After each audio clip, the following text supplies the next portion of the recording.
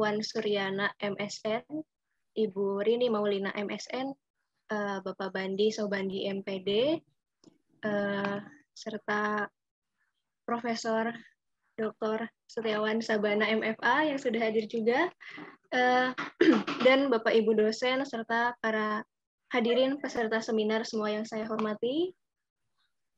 Pertama-tama mari kita panjatkan puji serta syukur pada Tuhan Yang Maha Esa atas berkat dan rahmat-Nya kita semua diberikan kesempatan agar dapat berkumpul kembali pada seminar yang kedua dari rangkaian seminar nasional Budaya Sunda sebagai kekuatan khazanah Nusantara di era kontemporer.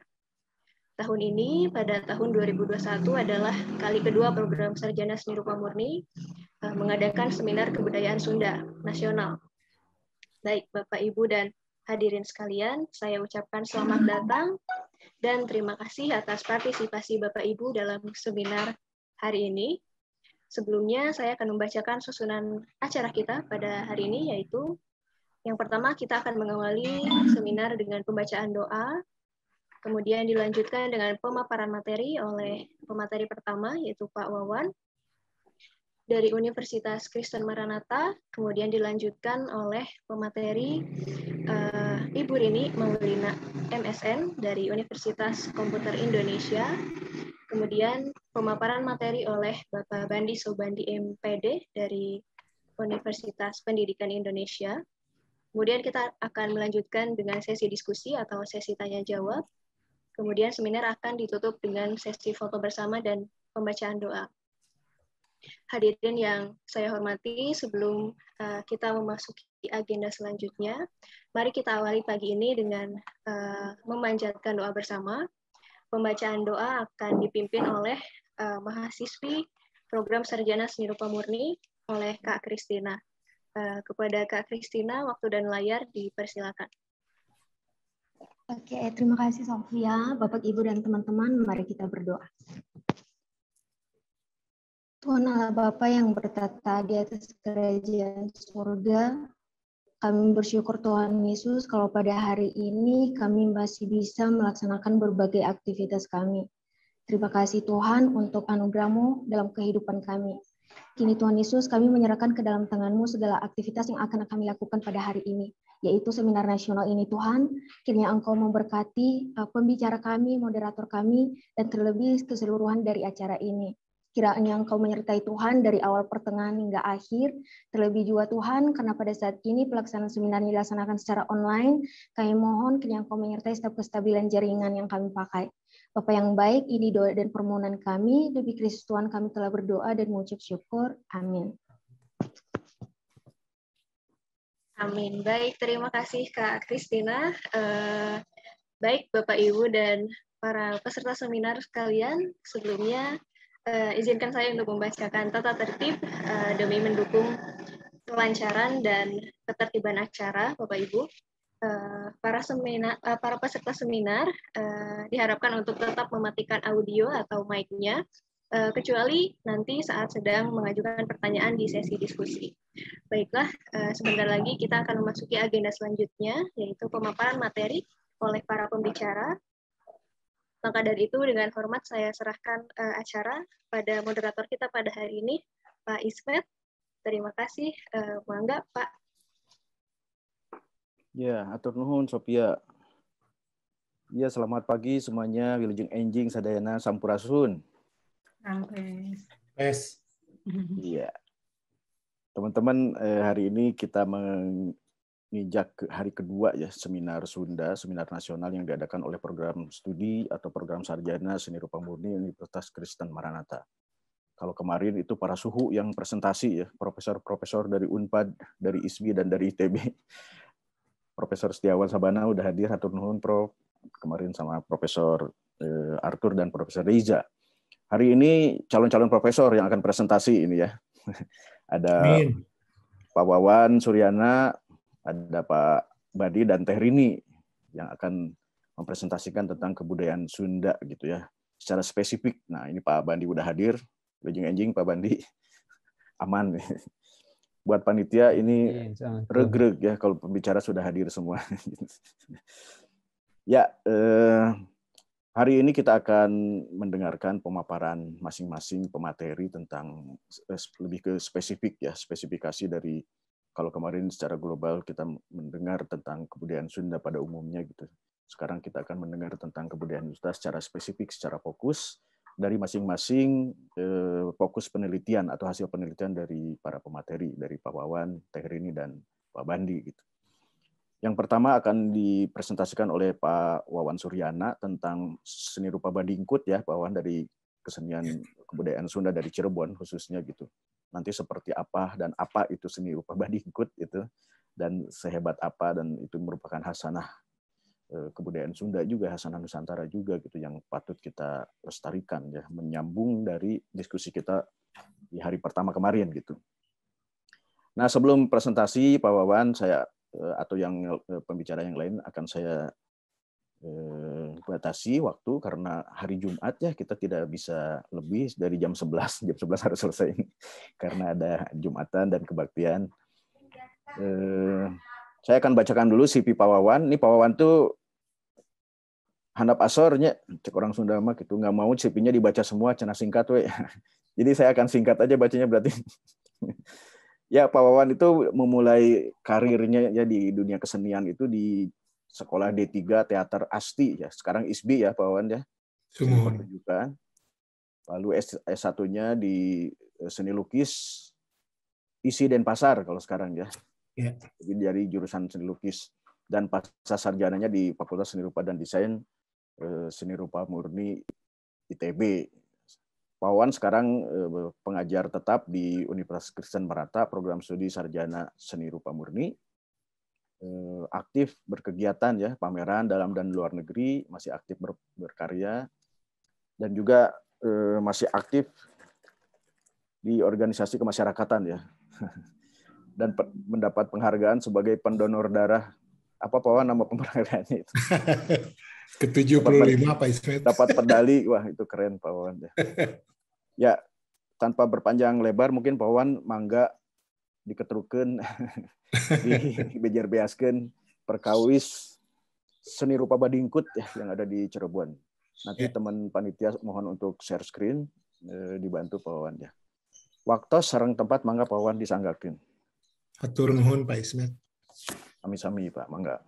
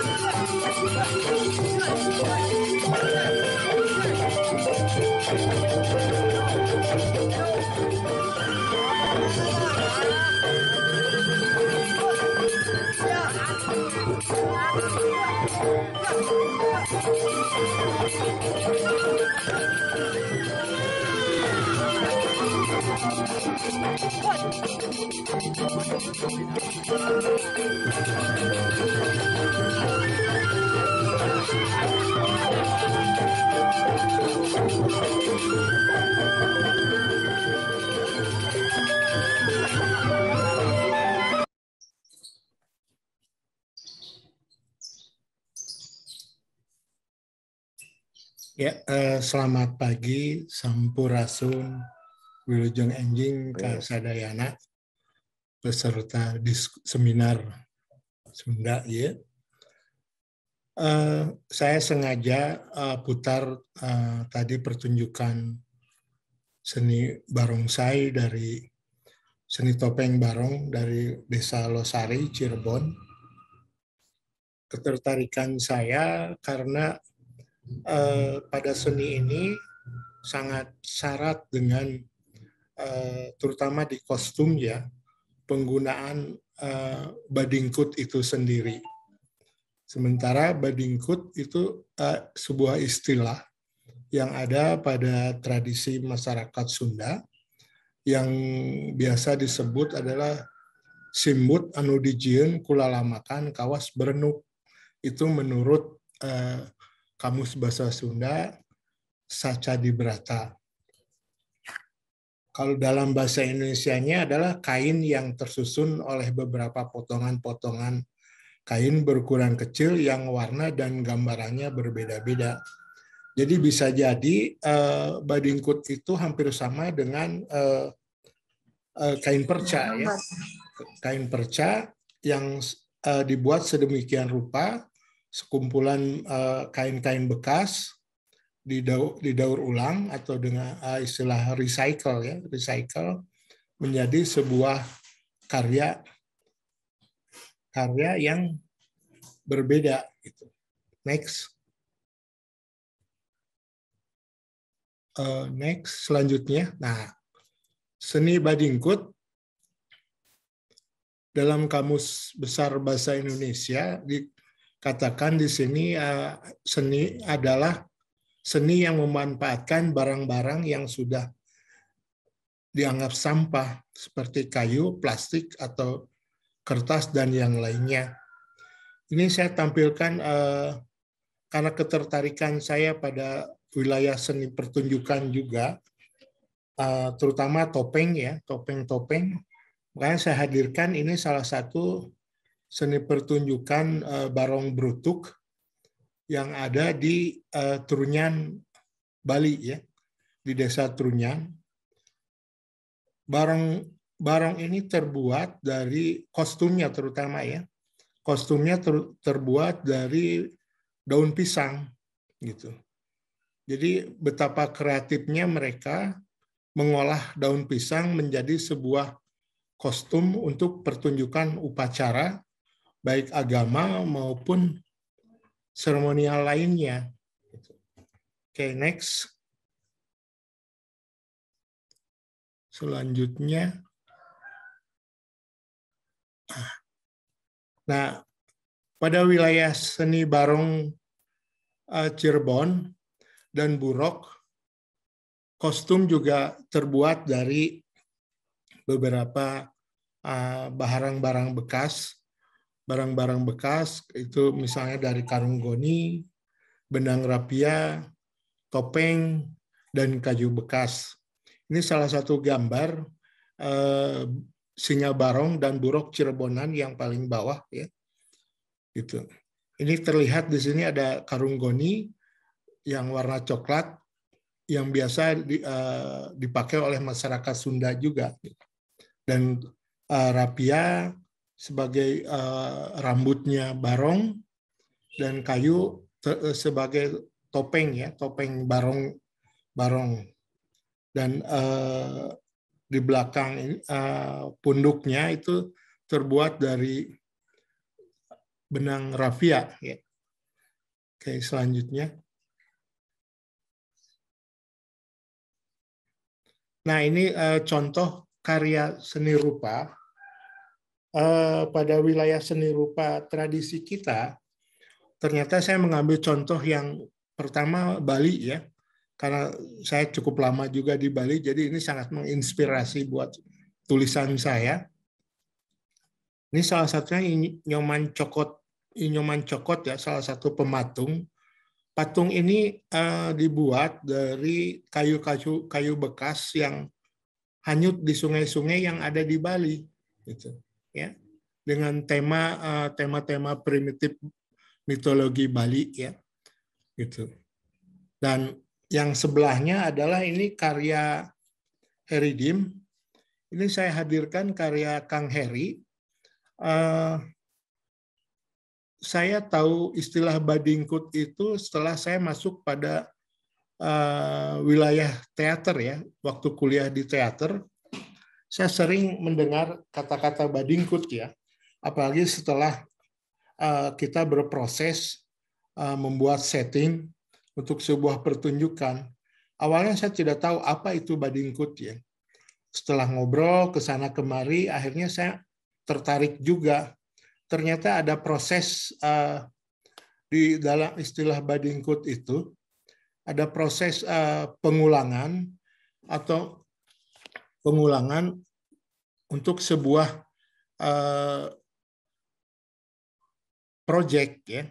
Artinya pengulangan di sini benda-benda bekas yang sudah tidak ditemukan, yang sudah tidak bisa dipakai, diolah kembali menjadi sebuah setting pertunjukan teater.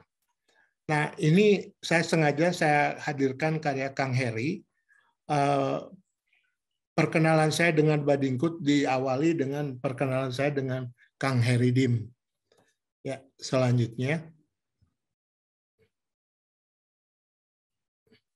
Dan ternyata Badingkut juga sekarang tidak hanya milik seni rupa atau seni pertunjukan lainnya.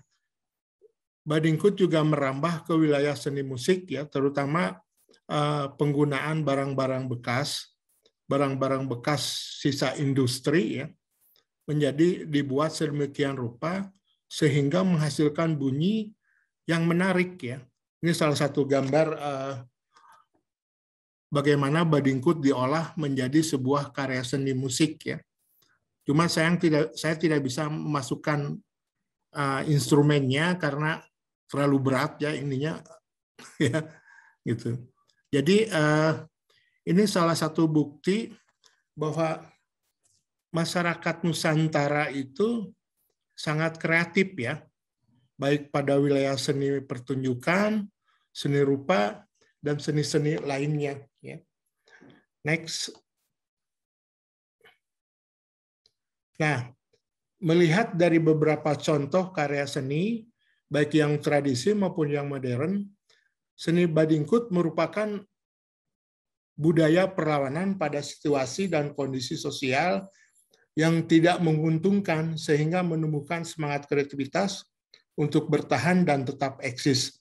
Ini saya mengambil kesimpulan seperti ini, artinya bahwa masyarakat Nusantara itu bukan masyarakat dunia ketiga ya. Justru saya melihat masyarakat Nusantara itu masyarakat yang kreatif ya, tidak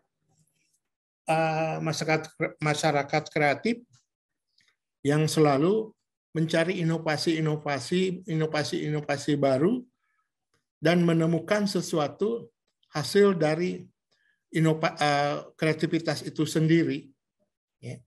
Nah, makanya saya sangat tertarik dengan konsep Badingkut baik dari dari awalnya sampai sekarang di era kontemporer.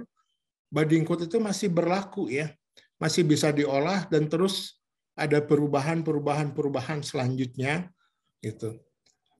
Konteks dengan masyarakat Cirebon, saya melihat di masyarakat Cirebon itu sebagai masyarakat pesisir yang sangat luar biasa ya, karena di sana juga tumbuh seni-seni yang sangat hebat ya, hampir sama dengan Bali ya. Bali juga begitu ya. Saya beruntung menjadi masyarakat Nusantara yang pernah tinggal di Bali, pernah datang ke Cirebon ya. Jadi bisa melihat secara langsung masyarakatnya dan kehidupan sosialnya. Mungkin seminar diskusi ini nanti kita lanjutkan pada season selanjutnya. Dari saya tulisannya sementara segitu dulu. Terima kasih Pak Ismet. Ya, ternuhun Pak Wawan. Ya. Tadi ya masih relevan sebenarnya di seni rupa kontemporer, istilah Badingkut itu memang istilah lokal ya. Mungkin ini bahkan istilah yang sangat khas dari satu daerah gitu, misalkan dari Jawa Barat gitu. Jawa Barat juga mungkin Bandung aja gitu ya, karena saya dari Cianjur tidak mengenal juga istilah Badingkut itu. Tapi di konteks seni rupa kontemporer sebenarnya kan ada istilah assemblage ya, atau kolase gitu, atau bricolase bahkan. Itu mungkin mengarah ke sana juga ya Pak. Wah, nanti kita bahas di sesi diskusi ya. Betul. Itu saya mengingatkan. Ya. Ya itu bagian dari penelitian saya sebetulnya nanti. Oh iya, siap. Nanti teman-teman kalau ada yang mau bertanya atau merespon silakan lewat chat box atau bisa langsung mengajukannya dengan open mic, open cam ya. Setelah semua pemateri memaparkan materinya. Ya, Berikutnya kita akan mendengarkan pemaparan materi dari kandidat doktor ya. Ini adik saya ini, Teh Rini. Teh Rini akan mempresentasikan Simataholaang ya, Indung Simataholaang. Nanti seperti apa Indung Simataholaang itu, nanti sebentar saya akan bacakan dulu CV dari Teh Rini. Ya. Teh Rini lahir di Subang ya, 10 Februari tahun 81. Sejak tahun 2027 itu mengabdi di program studi Desain Komunikasi Visual dan Magister Pascasarjana Universitas Komputer Indonesia. Menempuh pendidikan seni lukis.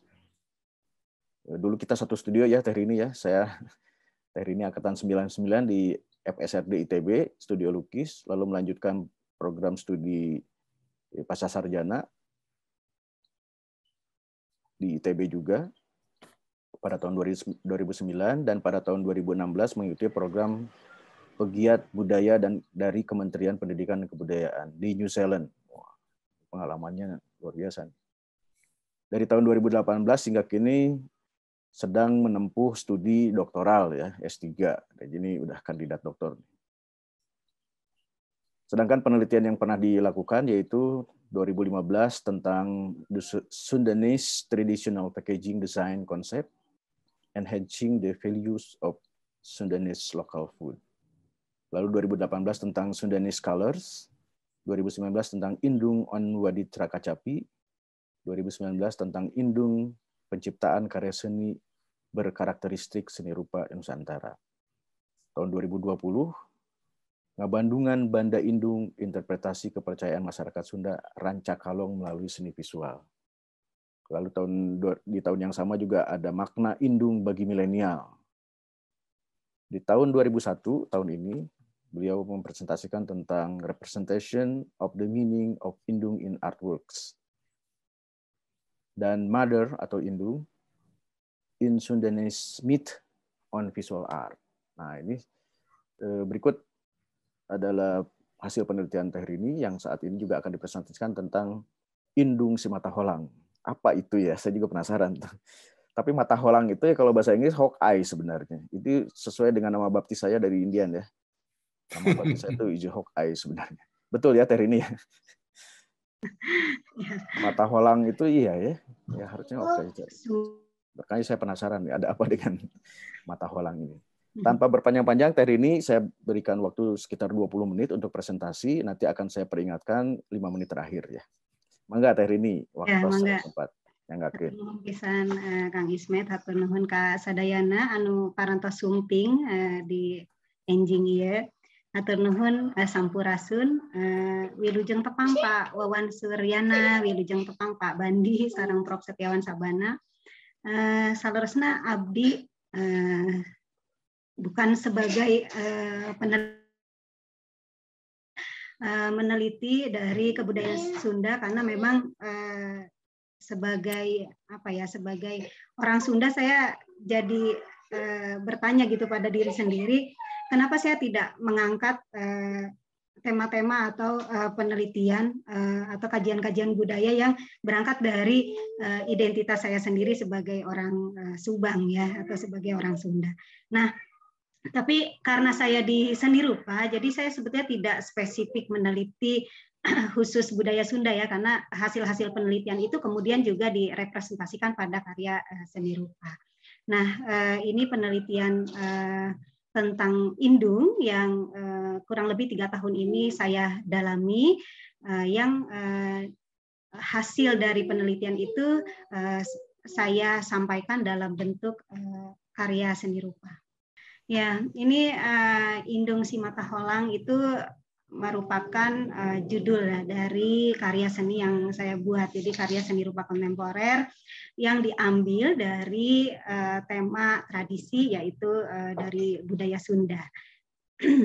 Nah, ini sebetulnya karya ini sebagai khasanah budaya Sunda dalam praktik seni rupa kontemporer. Bagaimana seniman-seniman yang berasal dari tanah Sunda membuat karya seni yang juga konsepnya berangkat dari budaya Sunda. Kurang lebih seperti itu sebetulnya. Nah, saya harapkan apa yang disampaikan ini sebenarnya lebih ke ini ya, menambah wawasan pengetahuan dan keilmuan di bidang seni rupa dan juga di bidang budaya.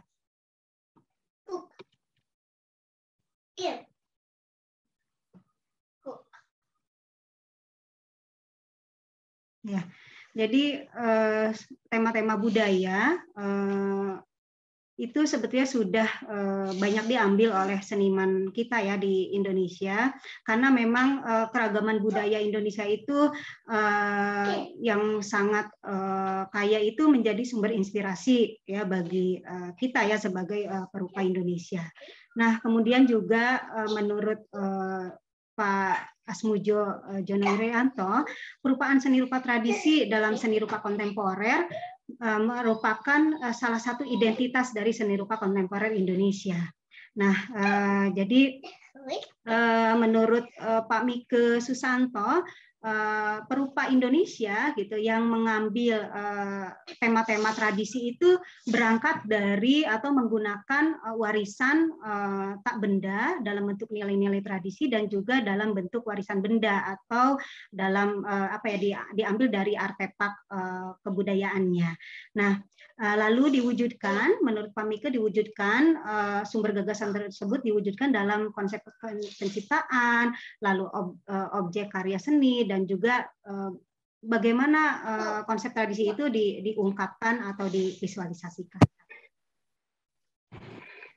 Nah, berangkat dari itu, ini sebagai beberapa contoh seniman atau perupa Indonesia yang bergelut ya, saya perhatikan bergelut di tema-tema budaya Indonesia khususnya, dan juga memvisualisasikannya dari budaya. Contohnya karya Pak Sri Hadi Sudarsono, lalu Pak Haryadi Suhadi yang dipengaruhi kuat oleh tema-tema kebudayaan. Kemudian juga Ibu Citra Sasmita ya, yang sekarang sebetulnya sedang populer gitu ya. Beliau perupa perempuan dari Bali yang mengangkat tema-tema tradisi dari Bali. Jadi sebetulnya mempertanyakan karyanya itu mempertanyakan posisi perempuan Bali, tapi divisualisasikan dalam bentuk visual tradisi Bali. Kemudian yang sebelah kanan ini karya Pak Heri Dono ya, yang kita tahu Pak Heri Dono hampir di seluruh karyanya visualisasinya bersumber dari tradisi kita. Nah, kemudian saya melihat gitu, Sunda itu memiliki kekayaan kebudayaan yang juga bagian dari kekayaan budaya Indonesia. Budaya Sunda juga dapat dijadikan sebagai sumber inspirasi bagi perupa Indonesia. Jadi dalam budaya Sunda, nilai-nilai dan artefak budaya Sunda dapat dijadikan sebagai konsep penciptaan dan juga dapat dijadikan sebagai visualisasi pada karya seni rupa kontemporer. Nah, kemudian saya melihat juga ada beberapa perupa Sunda sebetulnya yang lahir di tanah Sunda dan memiliki orang tua berdarah Sunda seperti Pak Hendra Gunawan, Pak Barli Sasmitawinata, Pak Setiawan Sabana, Pak Tisna Sanjaya, Bu Arah Mayani, Bu Nuning Yanti Damayanti, Bu Arya Sapandanwangi, dan lain sebagainya. Nah, kemudian saya melihat ada karya-karya yang berangkat dari tema budaya Sunda dan juga memvisualisasikannya dalam diambil dari visual kebudayaan Sunda, yaitu salah satunya batik, seperti pada karya Nyimas Gandasari, karya Bu Arya Sapandanwangi, dan karya Bu Nuning Yanti Damayanti dengan judul Nyi Roro Kidul. Nah, selain itu, selain tadi khasanah budaya Sunda dan bagaimana seniman atau perupa Sunda menginterpretasikannya ke dalam karya seni rupa, sebetulnya ada masalah lain, terutama dalam tema ibu. Nah, karena saya di sini mengambil tema ibu, tapi dari budaya Sunda, yaitu indung. Nah, jadi saya lihat di paradigma seni rupa Indonesia terdapat tema-tema ibu yang sebetulnya banyak sekali diinterpretasikan oleh perupa perempuan kita. Di sini ada karya salah satunya punya Teh Erika, judulnya A Mother and a Son, lalu juga Bu Melati Suryodarmo, Bondaris That Lie. Itu hanya beberapa perupa perempuan yang aktif menyuarakan suara perempuan. Nah, menurut Ibu Ira Adiati Winarno, kecenderungan tema yang memperlihatkan kecenderungan tema-tema ibu yang digambarkan oleh perupa perempuan di Indonesia itu kecenderungan temanya memperlihatkan hubungan harmonis antara ibu dan anak, terus tema yang memperlihatkan terjadinya konflik konsep dan peran perempuan sebagai ibu. Nah, lalu saya melihat belum ada tema-tema ibu yang diambil dari sudut pandang budaya, khususnya indung dalam budaya Sunda dengan terminologi indung secara luas.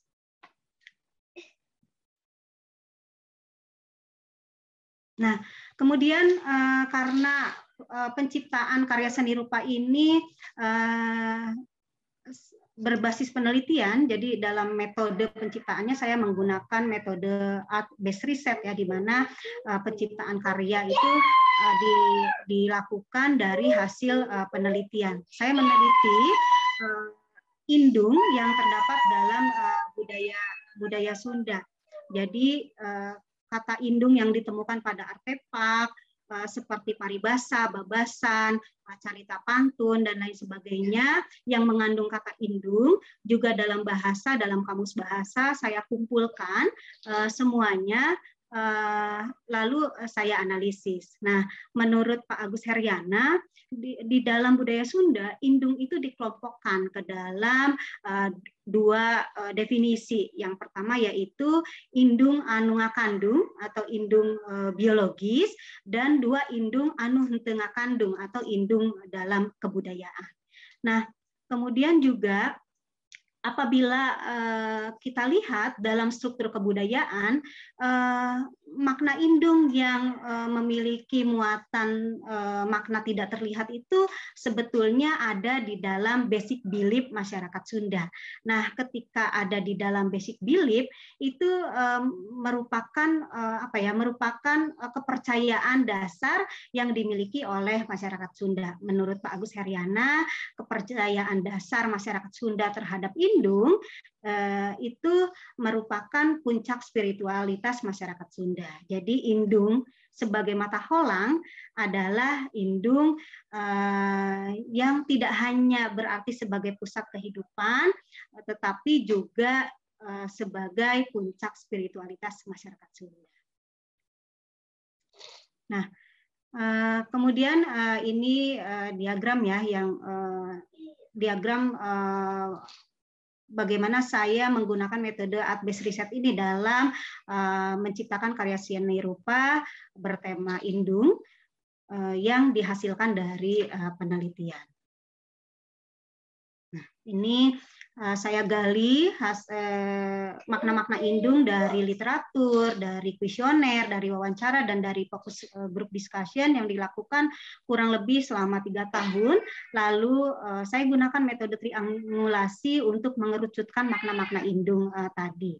Jadi hasil dari pengerucutan tadi saya dapatkan sumber kehidupan, rumah, kasih sayang, pemimpin, dan indah sebagai makna indung yang utama. Nah, dari perolehan tersebut, saya simpulkan bahwa ini tidak dapat disimbolisasikan secara tunggal, memiliki kemampuan generatif yang paling penting, yaitu indung tidak bergender. Nah, ini menarik sekali ketika saya sandingkan definisi ibu ya secara umum yang terdapat dalam perupaan ya, perupaan atau terdapat pada visualisasi karya seni rupa yang ada, bahwa indung itu terbatas atau ibu itu terbatas pada definisi ibu biologis. Nah, sementara hasil penelitian makna indung dalam budaya Sunda ditemukan indung itu tidak bergender. Jadi indung itu tidak hanya sebagai perempuan, bisa saja sebagai laki-laki, dan bisa juga sebagai makhluk lainnya. Nah, hal-hal tersebut direpresentasikan dalam bentuk karya seni rupa. Ini contoh dari konsep pemikiran yang diambil, bagaimana makna indung tadi, sumber kehidupan, rumah, dan lain-lain itu diambil simbolnya gitu. Jadi saya cari simbolnya, seperti contohnya sumber kehidupan, saya pilih simbol sumber kehidupan itu matahari. Nah, kemudian dalam literatur budaya Sunda, ternyata matahari itu terdapat pada filosofi Mulasara Buana. Nah, jadi dari kelima makna indung ini ketika dikembalikan ke filosofi budaya Sunda, itu semuanya terdapat gitu. Jadi kasih sayang juga bagian dari falsafah budaya Sunda seperti silih asih, silih asah, dan silih asuh. Sehingga saya menyimpulkan dari temuan makna indung tadi juga sesuai dengan konsep-konsep di dalam budaya Sunda. Nah, ini secara ringkasnya karya-karya yang dihasilkan dari makna indung yang sudah saya lakukan penelitiannya.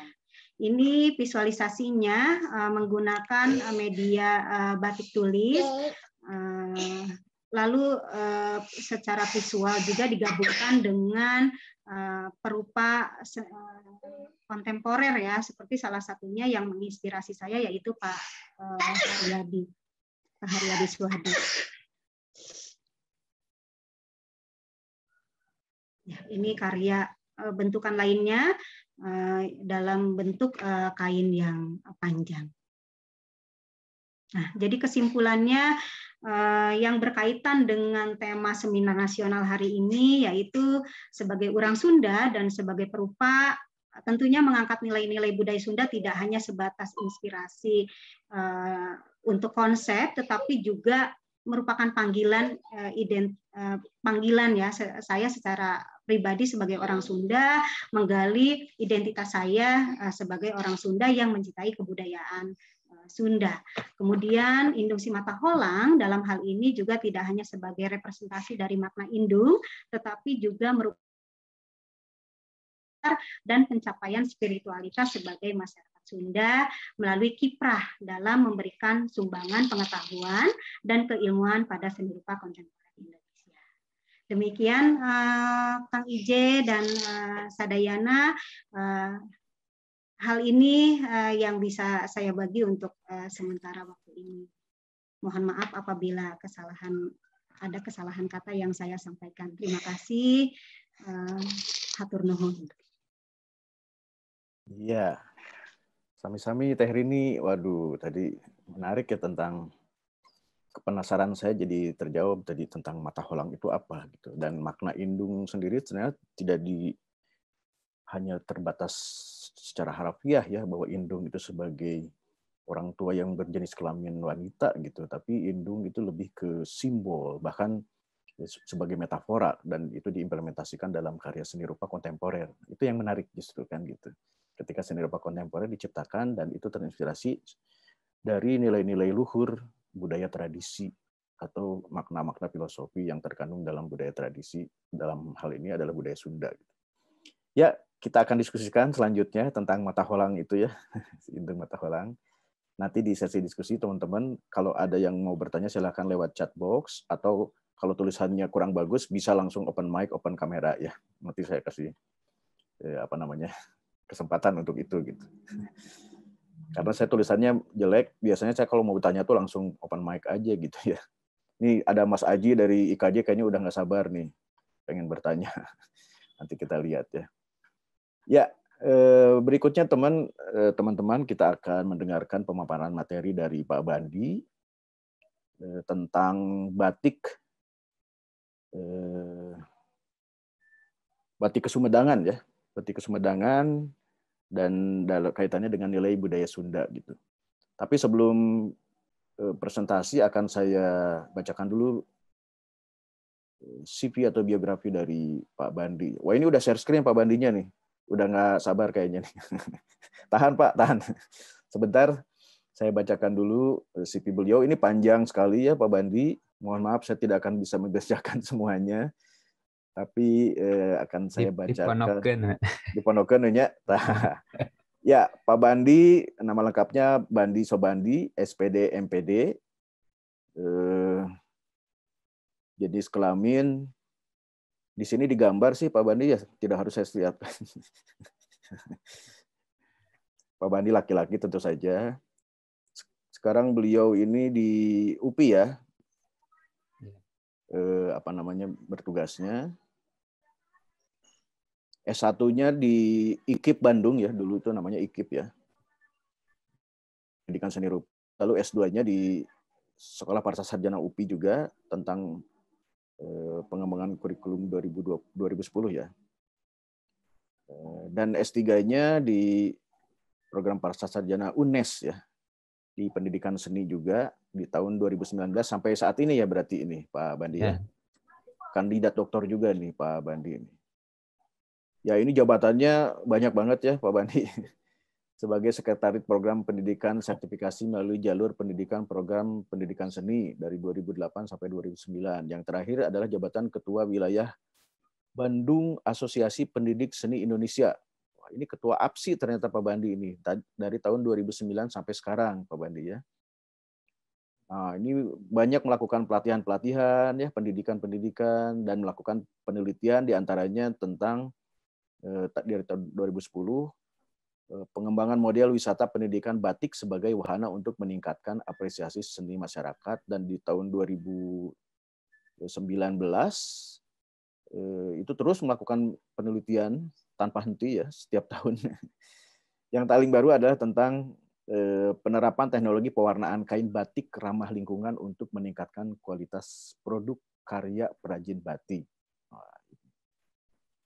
Lalu melakukan pengabdian tentu saja sebagai dosen, itu Tridharma ya. Dan publikasi ilmiah juga sangat banyak Pak Bandi ya ini. Yang terakhir aja saya sebutkan di tahun 2021 tentang batik Megamendung sebagai ide perancangan kemasan. Lalu sebagai pemakalah juga sangat rajin Pak Bandi ini ya, banyak. Lebih dari 24 sampai 26 menjadi pemakalah seperti sekarang juga gitu. Dan Pak Bandi ini aktif juga membuat buku ya. Ini judul bukunya saya bacakan. Tahun 2006, Pendidikan Seni Rupa Bahan Belajar Mandiri Dual Mode. Lalu Kajian Lanjutan Pendidikan Seni Rupa tahun 2006 juga. Tahun 2007, Model Pembelajaran Kritik dan Apresiasi Seni Rupa.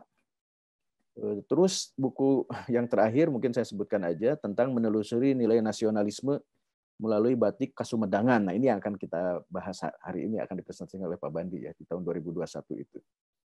Kaitannya dalam peradaban batik, nilai dan perkembangannya seperti apa gitu. Pak Bandi juga banyak memperoleh haki ya atau hak kekayaan intelektual. Dan sebagai perumus kebijakan publik atau rekayasa sosial lainnya. Wah, Pak Bandi ini orang penting loh ini. Pak Bandi juga mendapat penghargaan ya 10 tahun terakhir. Salah satunya adalah Lencana Karya Satya 10 tahun.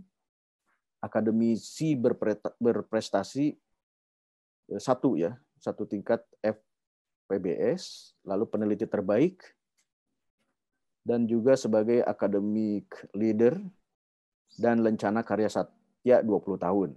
Wah, ini udah banyak makan garam lah pokoknya gitu Pak Bandi.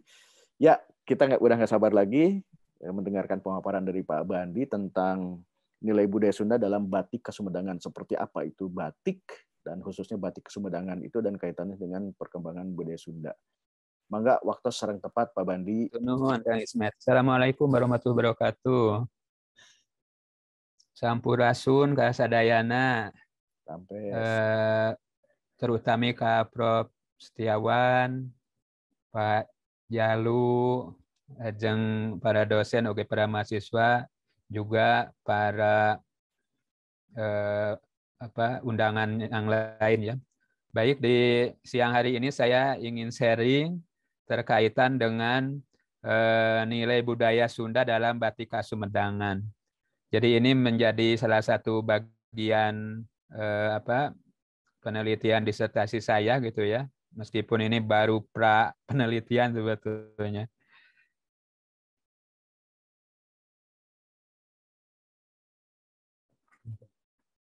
Nah, Bapak dan Ibu, mengapa saya meneliti tentang batik Kasumbangan? Jadi ada beberapa hal yang mendasari ya.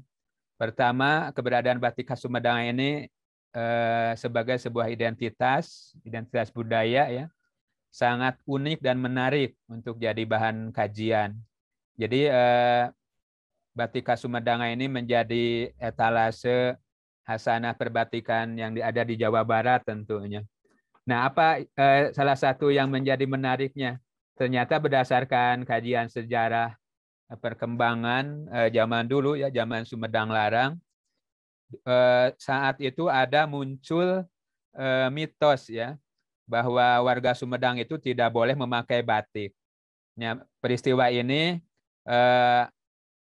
diawali adanya konflik ya antara kerajaan Sumedang Larang waktu itu Prabu Gesan Ulun dengan kerajaan di Cirebon gitu ya. Jadi Ratu Harisbaya waktu di Cirebon itu jatuh cinta pada Pangeran Gesan Ulun, padahal Ratu Harisbaya itu sudah menjadi istri dari Pangeran Cirebon gitu. Sehingga terjadilah penyerangan gitu ya, peperangan. Nah, waktu saat itu Eyang Jayaperkosa itu menancapkan tumbuhan hanjuang ya. Kalau ini tumbuhan perang kalau bahasa Sunda ya, layu gitu.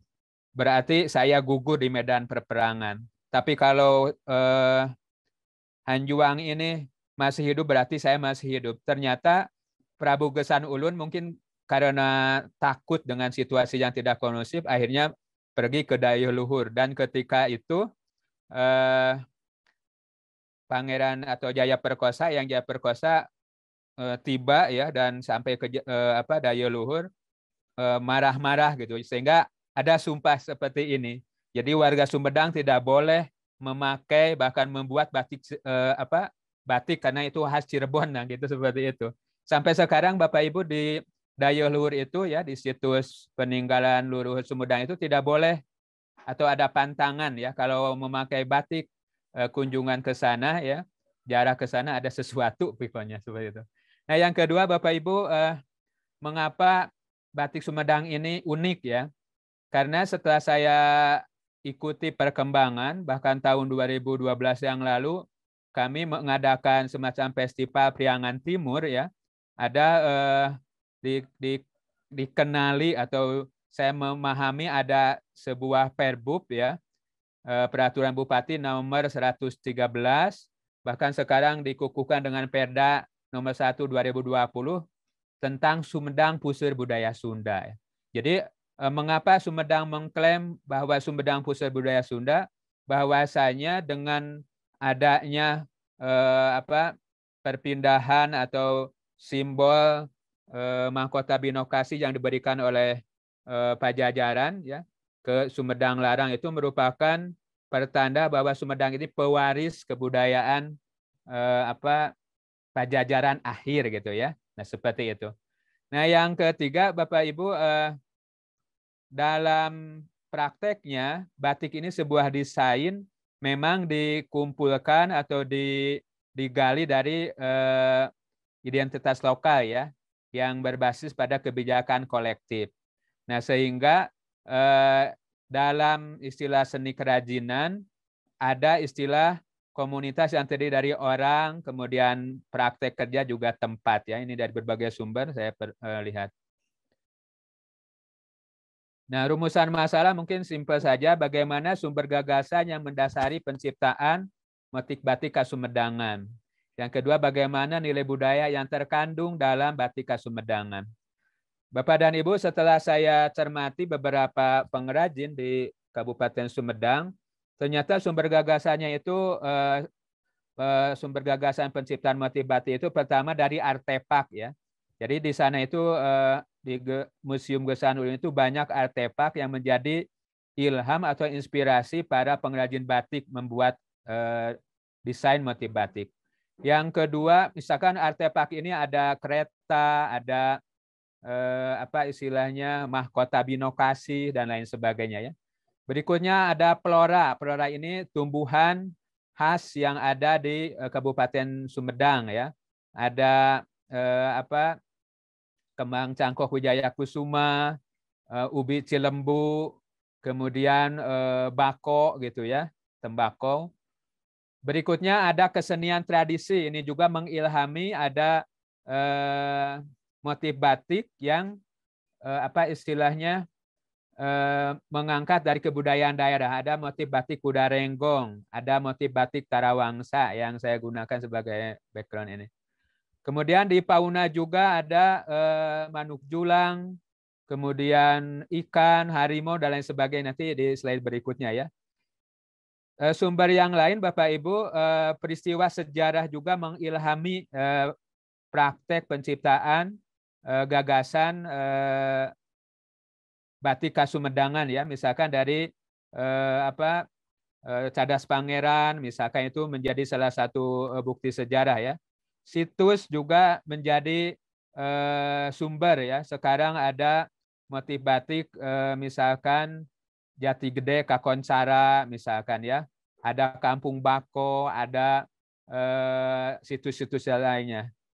Yang terakhir adalah tokoh-tokoh yang diabadikan ya, ada Cut Nyadin mungkin atau ada tokoh yang lain ya sebagai orang yang berjasa.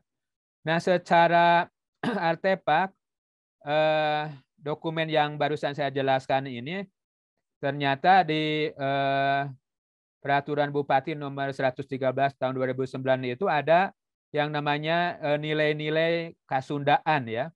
Jadi di sana itu ada nilai filosofis Insun Medal, Insun Madangan. Ini apa dari aku lahir ya. Di sini aku lahir dan aku akan menerangi. Kemudian ada nilai manajerial, ada Rawayan Jati Sunda nanti di slide berikutnya. Kemudian ada nilai dasa marga, jadi 10 karakter orang Sumedang. Nah, gitu ya.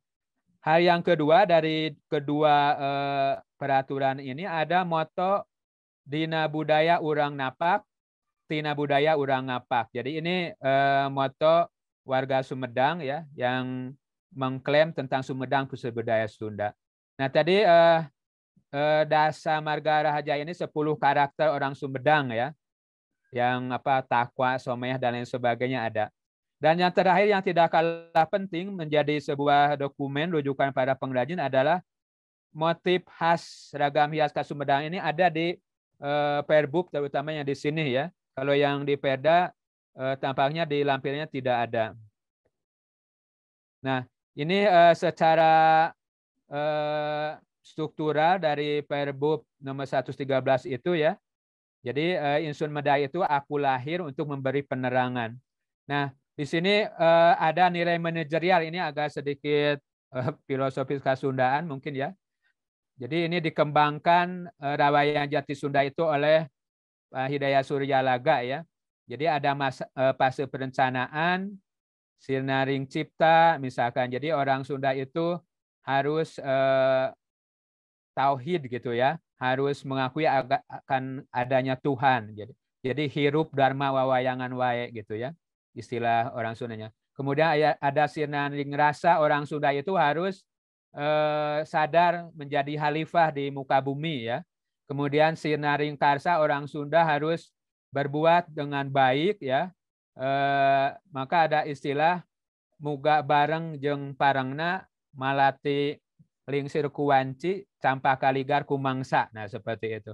Kemudian pada fase pengorganisasian ada Sinaringkarya ya. Jadi di sini ada istilah ulah pahiri-hiri mandi pagirang-girang tampian misalkan ya. Kemudian ada ulah unggut kalinduan dan sebagainya. Jadi banyak petitih-petitih Bapak Ibu dari ini ya, lebih detailnya ada di Perbub nomor 113. Karena waktu saya ini. Nah, di bagian inilah yang dimaksud dengan dasa marga rahaja ya. Jadi orang Sumedang itu harus takwa, somea, surti. Surti itu empati ya, jembar, lapang dada, bruk-brak, to the point, terbuka gitu ya. Kemudian guyub, gotong royong. Kemudian motekar, kreatif gitu ya, singer, tarapti, taliti, junun jucung. Junun itu artinya jujur ya, jucung itu berhasil. Nah, kemudian punjul luhung itu unggul, luhung itu punya ilmu, ilmunya ilmu padi. Bapak Ibu, inilah yang dimaksud dengan artefak budaya yang ada di lampiran Perbub 113 2009 ya. Jadi ada 10 ini mahkota binokasi, kujang, kemudian ragam hias Pajajaran karena sebagai pewaris akhir Raja Pajajaran, kemudian lingga yang ada di alun-alun ini mengabadikan tokoh pendiri Kabupaten Sumedang, ada Garuda Mungkur, Manuk Julang, kemudian ada naga ya. Saya juga semula heran ada naga di pedalaman ya, bukan di pesisiran gitu ya. Ternyata naga itu melambangkan kesuburan, kebijaksanaan ya. Ada orang kalau bahasa Jawanya Jawa dosok atau bahasa urang nama kirata ya, naga itu ono sego gitu, ada ayah sangu ya. Jadi ini. Kemudian ini hanjuang, kembang cangkok dan terate. Nah, kemarin sudah dijelaskan oleh Pak Reja atau Prof. Setiawan atau Pak Atur ya, bahwa budaya itu kan ada scientific gitu ya. Kemudian ada social fact dan artifact. Nah, seperti ini sudah ada di Perbub itu. Bapak Ibu, yang saya teliti itu beberapa sanggar batik yang terhimpun dalam komunitas Gentra Sumedang ya. Jadi ada sanggar batik Umimai ini di Tanjung Sari, kemudian batik Anur di Conggeang, tapi yang punyanya sudah meninggal dunia, Ibu Nur ini. Kemudian ada batik Nafira ini di 2 lokasi ya, ada di Sumedang Selatan, ada juga di Rancakalong. Ini sedang mengembangkan kampung batik. Kemudian ada batik keris Pati Wijaya Kusuma, ini batik awa yang berkembang di Sumedang tahun 2009-2010. Bapak Ibu, apa yang kedua nilai budaya Sunda dalam batik Kasumedangan ya? Berbicara masalah batik tentu tidak bisa lepas mungkin sebagai karya seni bisa ditilik dari tinjauan estetika formal ya, atau istilah itunya menurut Nasar itu tinjauan sensorik. Jadi kita memahami sebuah fenomena atau sebuah keindahan gitu ya, sehingga kita bisa mengapresiasi unsur prinsip ya, atau unsur dan prinsip. Nah, teori ini sejalan dengan beberapa teori yang mendasari. Di slide berikutnya ada Pak Sumarjo, misalkan ya, Pak Yakub Sumarjo. Nah, kemudian ada estetika simbolik, ini apresiasi tentang makna. Kalau ini kan apresiasi tentang unsur dan prinsip ya, keunikan bentuk motif, keindahan ini secara fisik. Nah, kalau di estetika simbolik berarti terkait dengan keindahan makna, keindahan ekspresi yang dimaksud ya. Menurut Susan Kak Lenzer itu disebutnya simbolisme ekspresif gitu ya, makna ini. Nah, yang namanya makna tentu sifatnya arbitrer, mana suka ya, tergantung kita dalam memaknai ya. Termasuk yang akan saya bahas di sini.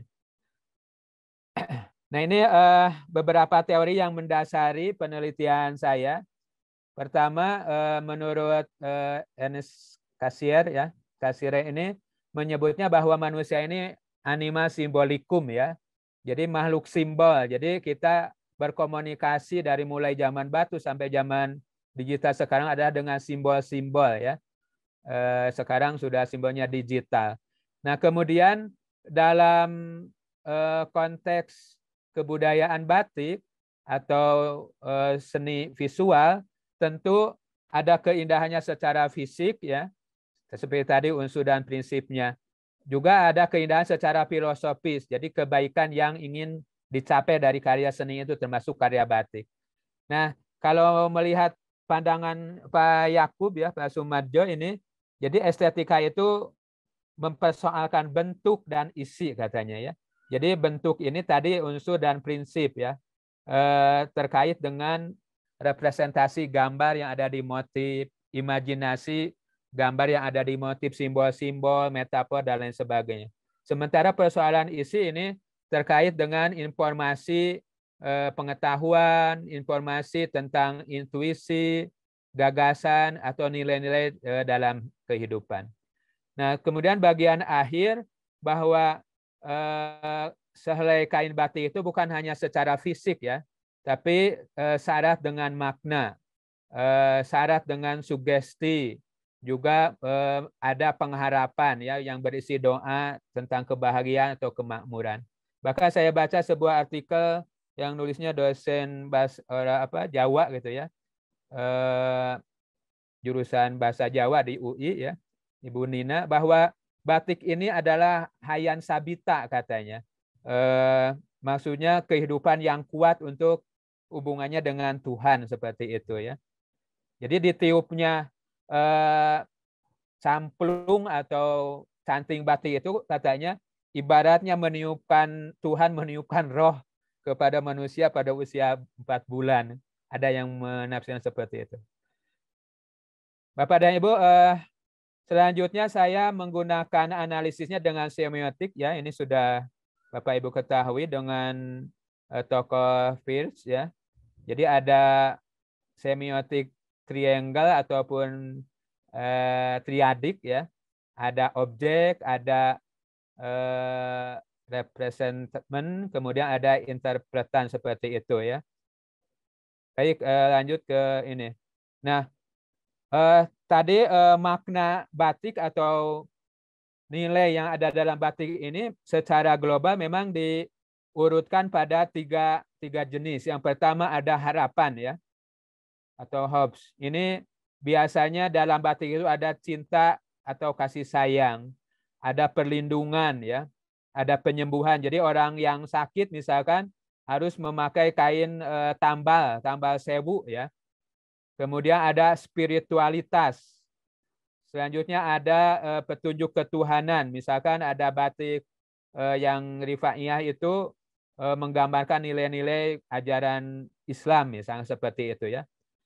Hal yang lain, karakter pesona di batik itu mencerminkan keanggunan atau kekuatan wanita.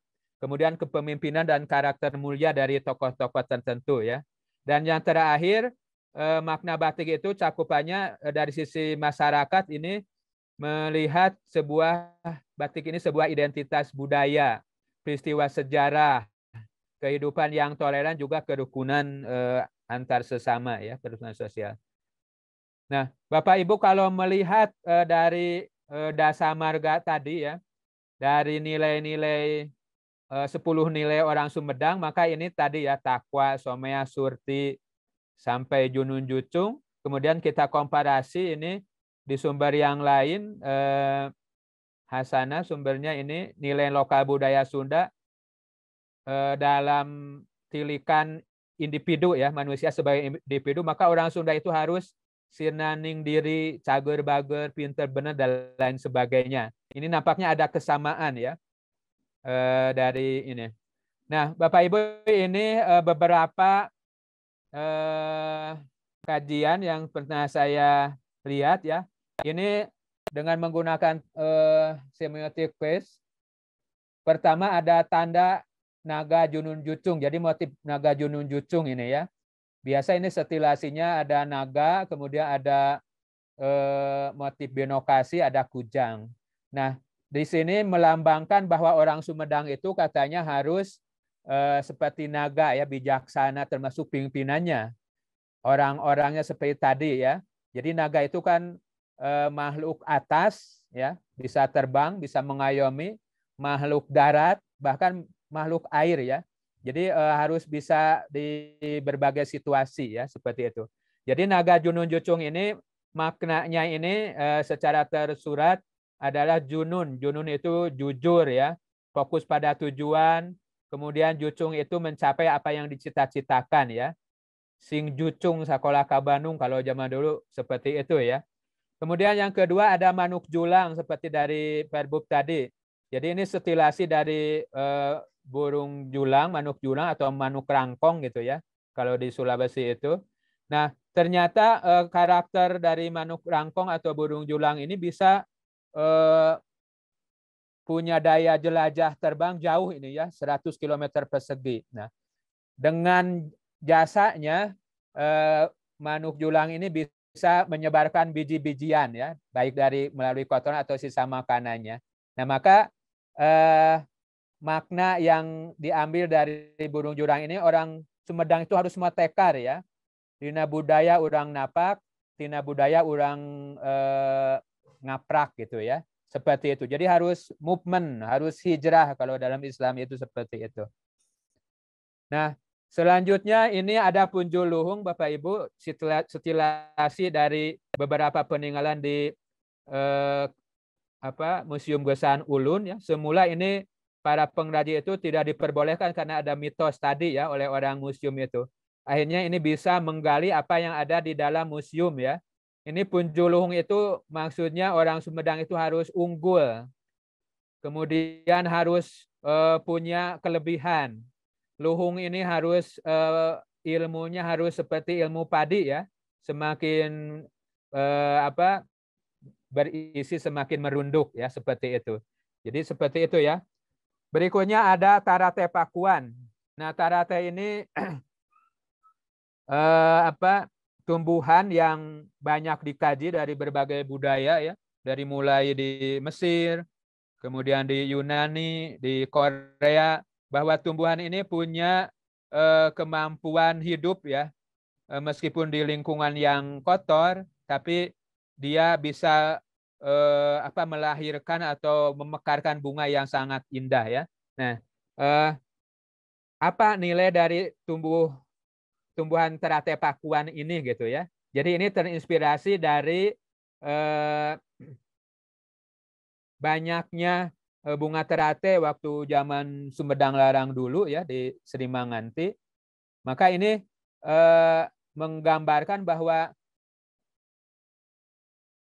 orang gitu ya atau pejabat itu harus bisa hidup di 3 alam tadi ya. Di lumpur bisa, terate itu akarnya, kemudian di air daun dan bunganya di bagian atas misalkan di udara ya. Jadi orang Sunda itu harus bisa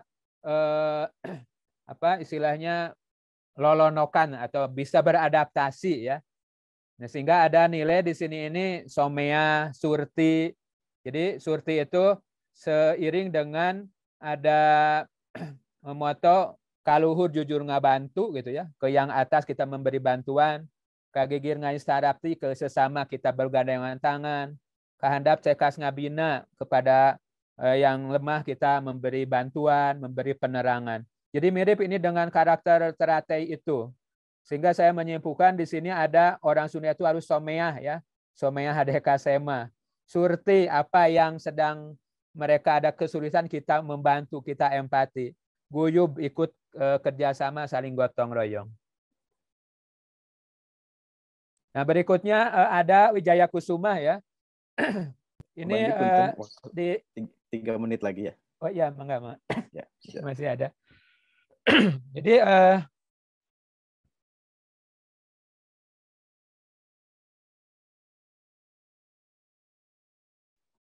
pada Wijaya Kusuma ini ada nilai-nilai ya, bahwa untuk menunggu mekarnya bunga ini harus sabar ya, harus jembar, harus tarapti ya, harus hati-hati. Mungkin Jadi kita itu selalu harus tumut karena waktu gitu ya. Nggak bapak kajaman. Jadi kalau yang tadi itu ngindung ka waktu nggak bapak kajaman. Nggak bapak kajaman, nah seperti itu ya. Nah kemudian ini pada Cadas Pangeran juga ada nilai-nilai ya. Ada guyub, bruk-brak, surti. Jadi ini pimpinan itu harus memperjuangkan masyarakat gitu ya. Perjuangan atau penjajahan itu tidak sesuai ini. Harus bruk-brak disampaikan ya melalui hukum. Nah, kemudian berikutnya adalah tarawangsa ini ya. Jadi ini untuk menggali rasa syukur hasil pertanian yang diwujudkan dalam bentuk upacara ritual ya. Berarti ini ada nilai guyub. Kemudian Hanjuang Ligar ini juga ada nilai guyub, bruk-brak, tarapti gitu ya. Jadi ini menghargai akan waktu, menghargai akan sebuah perjuangan tokoh tertentu ya. Nah, ini hampir sama. Ini dari Kerispati Wijayakusuma ya. Ada Lingga Hanjuang, Lumbung Lingga. Ini nilai-nilainya kalau saya simpulkan ada nilai ketakwaan, ada punjulung, ada jembal saling menghormati tokoh gitu ya. Kemudian sama ini juga menghargai orang lain dan sebagainya. Nah, Bapak Ibu yang tidak kalah pentingnya di Sumedang ini saya sangat apresiatif ya. Ada kegiatan yang melibatkan berbagai stakeholder. Ini fashion show ataupun tampilan batik ini adalah batik buatan orang tua dan siswa dengan memanfaatkan batik dari para pengrajin. Dalam waktu yang bersamaan ada menggambar motif batik atau mewarnai ya. Kemudian di para gegeden juga ada yang namanya istilahnya fashion show ibu camat atau bapak camat gitu ya. Ada lomba. Jadi ini dari mulai jalur pendidikan formal, non formal ini sangat didukung ya. Nah, kemudian yang terakhir ini ada berbagai pelatihan baik di SD maupun bagi masyarakat. Nah, sebagai kesimpulan bahwa memang gagasan penciptaan motif batik ini diambil dari lingkungan fisik, alam, dan sosial budaya ya. Termasuk di dalamnya itu ada artefak, flora, dan lain sebagainya seperti saya jelaskan. Tadi motif batik khas Sumedang itu memang lahir karena mungkin apakah ini politik kebijakan inovatif gitu ya, atau politik identitas gitu. Maka muncul beberapa motif batik yang mengaitkan dengan nilai-nilai budaya Sunda. Mungkin seperti itu yang sempat saya elaborasi dari beberapa temuan di lapangan, meskipun ini baru penelitian awal gitu ya. Terima kasih. Hatur nuhun, enggak?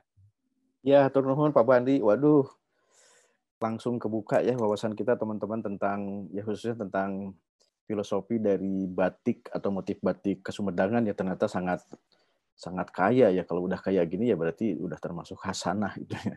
Hasanah kebudayaan kita. Nah ini memang harus ada perhatian khusus ya. Memang kemarin nyambung dari pembicaraan kita atau diskusi kita kemarin tentang harus ada penentu kebijakan yang punya pengaruh kuat gitu ya. Pak Bandi mungkin sebagai salah satunya juga ya penentu kebijakan tentang bagaimana upaya konservasi dari sumber daya kecerdasan bangsa kita ini gitu ya dalam bentuk peraturan atau kebijakan-kebijakan tertentu. Ya teman-teman, karena waktu juga kita akan langsung masuk ke sesi diskusi. Ini udah ada beberapa pertanyaan yang masuk di chat box, akan saya bacakan terlebih dahulu. Ya, pertanyaan pertama dari Nimatra 63.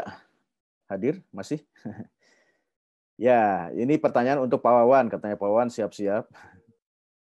Pak Wawan, apakah di daerah lain di Indonesia terdapat juga seni rupa seperti Badingkut di Sunda ini? Lalu, seberapa besar atau seberapa banyak sebaran seni rupa Badingkut sejenis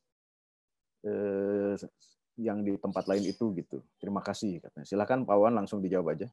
Di tempat lain ada nggak Pak Wawan katanya?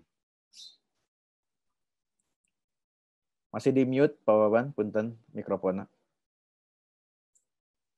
Ya, terima kasih pertanyaannya.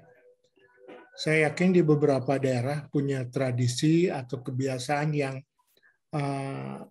istilahnya recycle ya, daur ulang. Dari beberapa yang saya lihat ya, contoh kasus misalnya Kalimantan punya tradisi pertunjukan maupun rupa ya, terutama pada wilayah topeng, karena saya suka sekali dengan bentuk-bentuk topeng. Misalnya tari enggang ya, tari enggang, burung enggang itu kan terbuat dari daun, kayu gitu ya. Jadi ada proses daur ulang di situ ketika orang menganggap itu sampah, tapi oleh masyarakat tradisi kita diolah kembali menjadi bernilai ya. Itu salah satunya. Dan beberapa masyarakat Papua juga ketika mereka membuat ukiran kayu, itu mereka tidak memotong kayu seperti seperti masyarakat modern ya, potong kayu terus dan lupa menanam pohonnya gitu. Nah, mereka menggunakan juga kayu-kayu bekas gitu ya. Nah, itu salah satu contoh di masyarakat tradisi kita yang mereka sangat paham betul dengan lingkungan sosial, dampak dari itu semua gitu. Nah, di periode sekarang akan lebih gampang lagi ya. Artinya ketika medsos itu hadir, kita bisa lihat ya, terutama pada wilayah seni pertunjukan, musik-musik yang berbasik pada bahan-bahan daur ulang itu, atau istilah mungkin bisa disejajarkan dengan badingkut itu ya, mulai bermunculan ya, mulai bermunculan. Jadi tidak hanya sebatas gamelan atau alat pukul yang lain, tapi alat pukul yang hasil industri juga bisa mereka manfaatkan gitu. Dari mulai awal iseng-iseng menjadi serius gitu. Nah, jadi saya yakin istilah badingkut ini akan menyebar ke seluruh masyarakat Indonesia, terutama masyarakat Nusantara ya, dengan pengolahan yang berbeda-beda. Nah, seperti itu. Mudah-mudahan penjelasan ini menjadi menarik ya. Iya, nuhun Pak Wawan. Ya. Ya, tadi saya pikir udah terjawab ya. Jadi sebenarnya badingkut itu tadi dijelaskan oleh Pak Wawan mungkin ada di setiap kebudayaan juga gitu. Cuman memang istilahnya yang berbeda-beda dan kesadaran akan recycle atau reuse gitu ya, atau menggunakan bahan-bahan temuan, bahan-bahan bekas menjadi satu sajian baru itu kan memang disadari oleh setiap kebudayaan, bahkan di kebudayaan kontemporer gitu ya Pak Wawan ya. Iya. Oke, nanti kita lanjutkan sekarang. Kita lanjutkan ke pertanyaan berikutnya dari ini kayak keskip dengan beberapa ini ya. Oke, ini dari Vanessa Motor. Wah, ini Vanessa Motor namanya ya. Mungkin bukan motornya yang bertanya, tapi Vanessa-nya. Ya, maaf. Tanya Bu Rini katanya. Jadi apa garis besar arti dari mata holang? Jadi mungkin diringkas mungkin ya buat Teh Rini. Ini pertanyaannya adalah apa itu kalau diringkas mata holang itu gitu. Silakan Teh Rini. Ya, terima kasih Mbak Vanessa atas pertanyaannya. Jadi ini sebetulnya idiom ya yang terdapat pada budaya Sunda tentang mata holang ya gitu. Mata holang itu ya kalau di harfiahkan itu mata elang ya. Jadi seperti elang yang melihat segala sesuatunya dari atas. Nah, jadi itu sebetulnya memiliki arti puncak pencapaian spiritualitas gitu ya gitu. Jadi ketika masyarakat Sunda seperti misalnya kalau di Indung ya khususnya ketika masyarakat Sunda memuliakan Indung, lalu berperilaku seperti indung yang penuh kasih sayang, ya, yang menghargai, menghormati orang lain dan lain sebagainya, yang ada terdapat pada 5 makna indung yang sudah saya sampaikan tadi ya di presentasi. Bagi masyarakat Sunda yang memahami dan melaksanakannya dalam kehidupan sehari-hari, indung itu menjadi mata holangnya gitu. Jadi indung itu menjadi kepercayaannya gitu. Jadi ketika masyarakat tersebut mencapai indung tadi gitu ya, yang dituangkan dalam kehidupan sehari-hari misalnya gitu ya, itu adalah sebagai pencapaian spiritualitasnya juga gitu. Itu yang bisa saya jelaskan, Kang Ismet, hatur nuhun.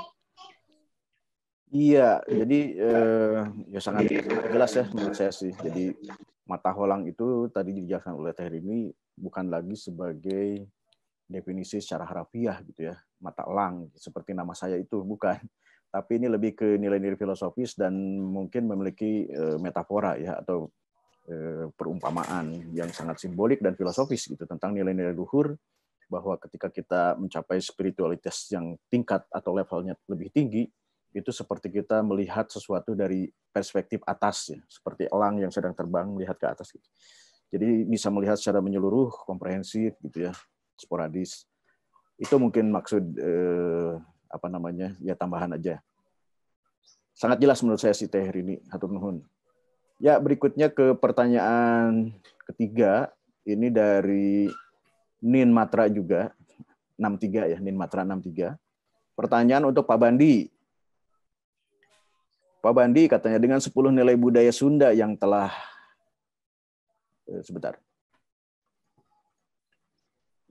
dengan 10 nilai budaya Sunda yang telah disampaikan, tidakkah ini agak bertentangan dengan fakta bahwa Sunda sedemikian terbukanya bagi budaya lain untuk memasukinya? Malah sepertinya Perbub tersebut, peraturan Bupati ya, terlalu mempertontonkan arogansi kedaerahan. Nah, maka langsung direspon Pak Bandi. Memang ini kan saya juga awalnya memandang ini adalah politik identitas gitu ya.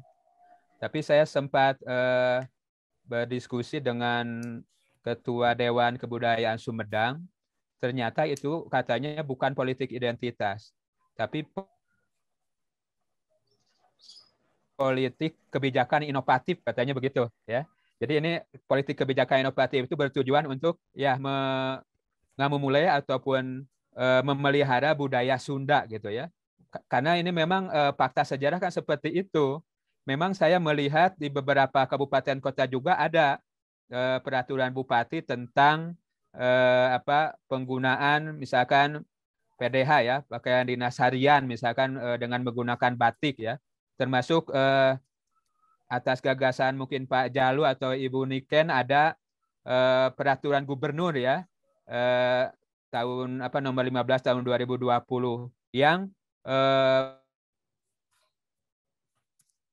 mewajibkan PNS pemerintah Jawa Barat itu menggunakan batik pada hari Jumat gitu ya. Mungkin hampir semua ini, termasuk di provinsi atau kabupaten kota yang lain. Jadi memang ini seiring dengan pengakuan UNESCO tentang Intangible Heritage ini 2009, maka semua kabupaten kota itu marak sekali ya berdirinya industri batik gitu ya. Namun memang masih ada semacam kelemahan bahwasanya batik yang diciptakan oleh para pengrajin baru itu terlalu ilustratif gitu gambarnya itu, padahal salah satu ciri batik itu kan dekoratif gitu ya, ada penggayaan, ada stilir ataupun deformasi dan lain sebagainya. Nah, terkait dengan tadi apakah ini sebuah arogansi kekuasaan Pemda Sumedang? Kalau melihat fakta memang tidak bisa dipungkiri ya, karena ada di sana itu peninggalan mahkota Binokasih ya, sebagai salah satu lambang atau simbol kekuasaan Pajajaran akhir itu ada di Sumedang. Dengan kata lain, boleh jadi sangat wajar barangkali ya orang Sumedang, tokoh budaya Sumedang mengklaim bahwa Sumedang ini pusir budaya Sunda. Bahkan kalau melihat Bapak Ibu saya pencinta dongeng dari sejak kecil sampai hari ini ya. Sekarang sudah banyak di YouTube, dongeng Bang Jaya, Mang Barna, Mang Ersus kalau dulu ya. Itu ternyata banyak para seniman ataupun para pengarang dongeng itu orang Sumedang gitu ya. Bukan berarti menafikan tokoh-tokoh sastrawan yang lain, pasti di berbagai kabupaten kota ada. Nah, ini mungkin yang perlu disikapi dengan bijaksana. Tidak apa-apa mungkin mereka mengaku ada 10 nilai karakter orang Sumedang yang seperti tadi, tapi di lain pihak ada juga yang kalau di masyarakat umum seperti tadi ya. Jadi orang Sunda itu harus cager bager, pinter bener, singer katanya. Biasanya kita hanya mengenal 5 nilai kebudayaan itu ya. Ternyata setelah digali di berbagai referensi banyak gitu ya. Mudah-mudahan ini bukan menjadi arogansi tapi menjadi hasanah, menjadi rujukan gitu ya. Dan yang terakhir mungkin saya melihat Bapak dan Ibu batik yang muncul di daerah sekitar keraton gitu ya. Contoh di Jogja, di Solo ataupun di Cirebon termasuk di Sumedang, ini memang selalu penciptanya itu mengangkat nilai-nilai simbolis, termasuk nilai-nilai atau simbol-simbol yang ada dalam kearifan budaya lokal di Sunda. Nah itu mungkin anggap saja ini sebagai hasanah ya, bukan sebagai arogansi kekuasaan ya. Maka mungkin ini bisa didialogkan lebih lanjut. Terima kasih. Tunuhun. Ya, tunuhun Pak Bandi. Ya saya pikir mungkin memang bukan arogansi ya, tapi memang beda antara membanggakan ya atau bangga dengan sombong itu memang dua hal yang berbeda ya. Dalam bahasa Inggris confident dengan proud itu dua hal yang berbeda. Kalau masyarakat Sumedang membanggakan dirinya dengan nilai-nilai luhurnya, itu saya pikir bukan suatu arogansi ya. Tapi itu mungkin betul. Itu hasanah gitu ya. Itu hasanah, itu kekayaan intelektual menurut saya gitu. Dari seni-seni tradisi gitu. Ya, saya pikir sudah sangat menjawab ya Pak Bandi ya. Berikutnya kita ke pertanyaan dari Kang Jalu Jatmiko nih, untuk Pak Bandi lagi.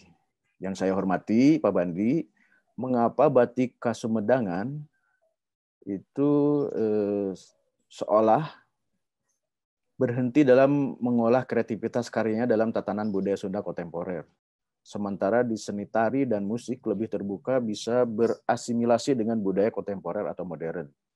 Apakah para pembatik di Sumedang kehilangan kreativitas atau memang tidak ada tokoh yang kreatif mengolah batik kontemporer dengan ikon-ikon zaman yang sesuai atau kekinian, sehingga tidak lagi kembali kepada ragam hias artefak masa lalu? Atau ini menjadi sebuah ketabuhan untuk mengangkat ikon modern menjadi objek, misalnya mobil, HP, alat tulis, magicom, TV, dan lain-lain pada batik dengan langgam kesumedangan.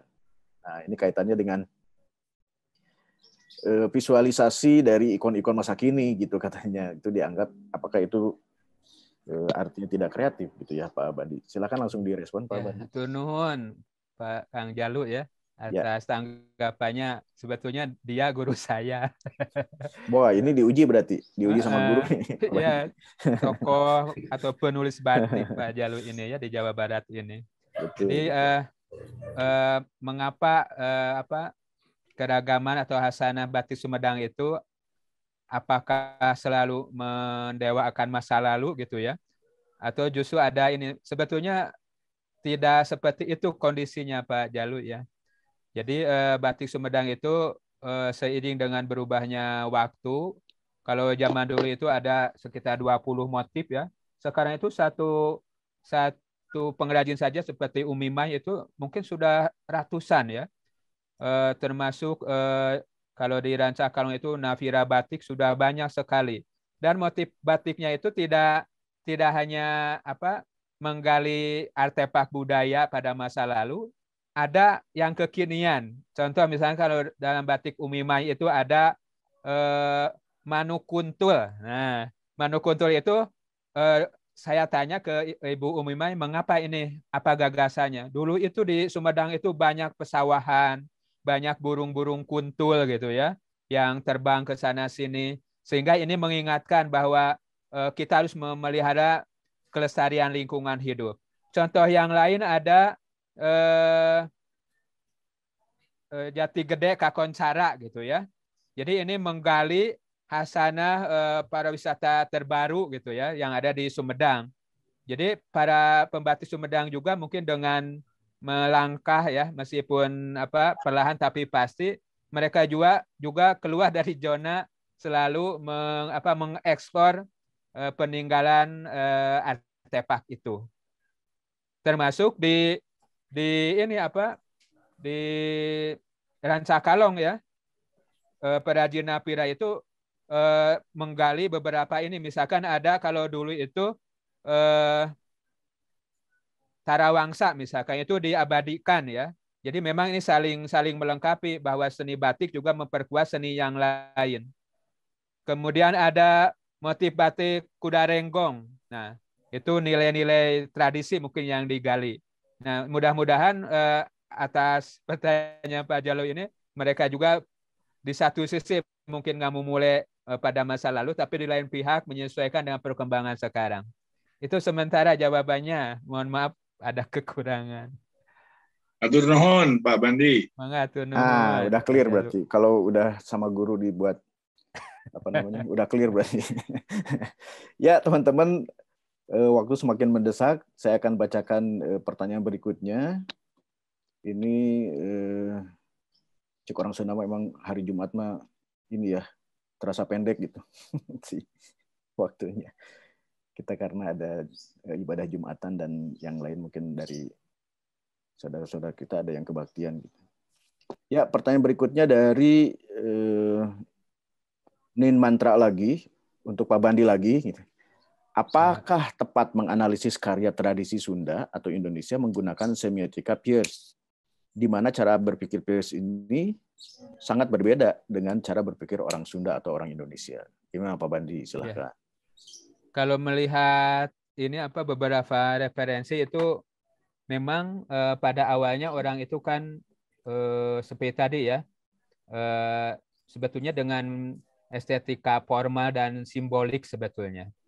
Hanya memang kalau di dalam tataran bangsa Indonesia ini menurut Pak Yakub ini bahwa kita itu estetika simboliknya pada akhirnya pada estetika praktis ya. Jadi kita dilahirkan memang punya ini ya kemampuan membedakan yang baik yang buruk, ada logika gitu ya, benar salah, kemudian etika baik atau buruk, kemudian estetika indah atau tidak indah. Memang secara naluri mungkin fitrah ya atau sunatullah kalau bahasa agamanya yang tidak sekolah pun kalau kita misalkan memberi batik ke nenek kita gitu, maaf ya, atau ke orang tua yang jauh dari pendidikan yang sekolahnya juga mungkin SD atau SR, dia tahu mana motif batik yang bagus gitu ya. Kemudian mana kualitas batik yang kainnya enak gitu, nyaman gitu, pasti akan diketahuinya. Tapi masalah makna atau tafsir budaya ini menurut Gretsch ini kan sesuatu yang susah gitu ya. Karena masing-masing orang punya penafsiran yang berbeda. Makanya makna ini kan arbitrer gitu ya, mana suka. Boleh jadi apa yang saya jelaskan tadi itu berbeda dengan pandangan Bapak Ibu ya. Karena masing-masing orang punya pengetahuan yang berbeda, latar belakang juga pemahaman yang berbeda. Jadi itu mah hanya salah satu analisis saja meskipun dengan pendekatan barat gitu ya, dengan triadik model tadi ya. Mudah-mudahan bisa ini. Yang paling penting kan saya di sini itu menyampaikan bahwa nilai Sunda yang ada di batik Sumedang itu ternyata dari interpretan atau penafsiran saya berdasarkan hasil wawancara dengan narasumber seperti itu gitu Bapak Ibu ya.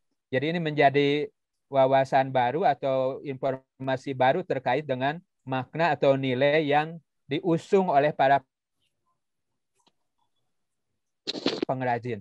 Pasti setiap orang punya sudut pandang berbeda mungkin itu. Hatur nuhun pertanyaan. Iya, betul Pak Bandi. Saya setuju juga karena analisis itu ya dilakukan dengan berbagai cara dan berbagai media ya. Ya, semiotika sebenarnya salah satu ilmu untuk membaca entitas itu ya, dan Itu dalam rangka analisis. Ya, berikutnya ada pertanyaan terakhir. Saya pikir cukup ya pertanyaan terakhir ini dari Ibu Belinda.